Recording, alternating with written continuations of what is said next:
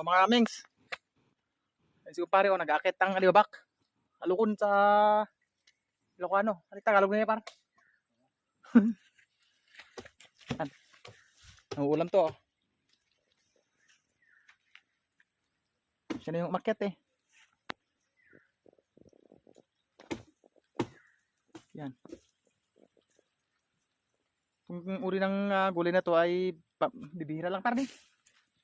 Awat mo na amay ko lang. Gila kan ito ka? Langak. Gila ka? Ilang yung video labi. Sama ka rin. Kami ko ito. Sana. Ya, gila ka. Pwede maggulay tayo ng kwan ng balangak. Yung siniik mo kumando, balangak ka dun. Kita na ans to par? Ha?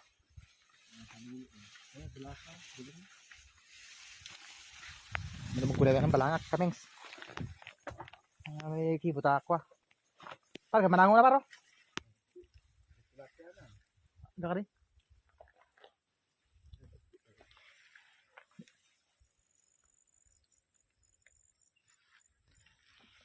Mga kaming, so ito, balangak.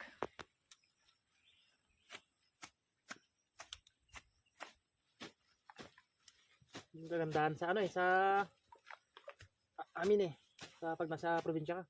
Palagi dagang kukurensya nga par? Kalayo? Ang tabok. Ito.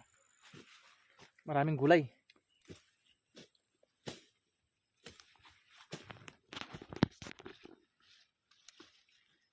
Lah, par ka naman par. Karo tayo patta kasal. Ha? Laging isda. Tuwag burito.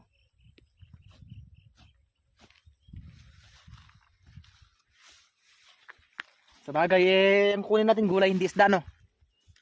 Gulay muna yung kunin natin.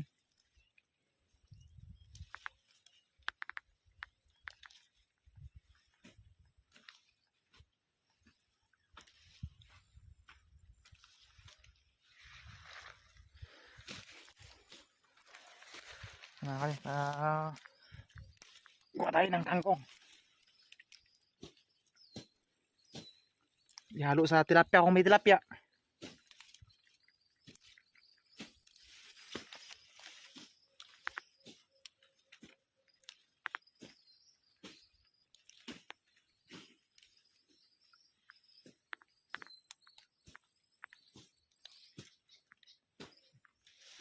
Yan.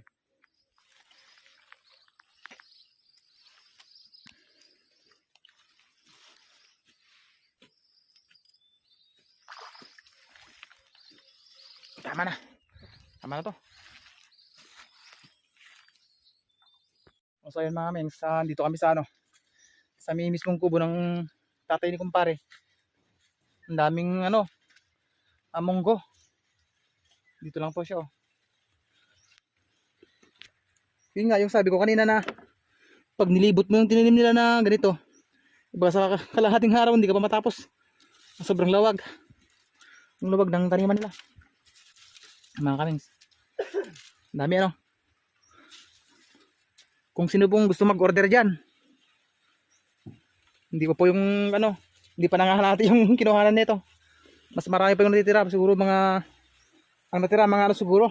Mga 75% pa. Sobrang dami. Luwag kasi. Yun po kasi yung pesto. Ganda Vlog mo na, isa mo na. Malagang vlog ko dito. Kuha tayo ng dami ko nang hiningi dito. Kuha tayo ng ganito, mga kamings. Pataning bilog. Ito par. Ay we?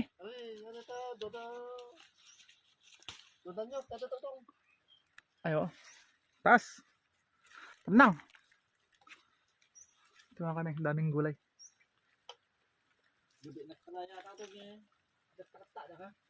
Ipatani? Daming gulay no?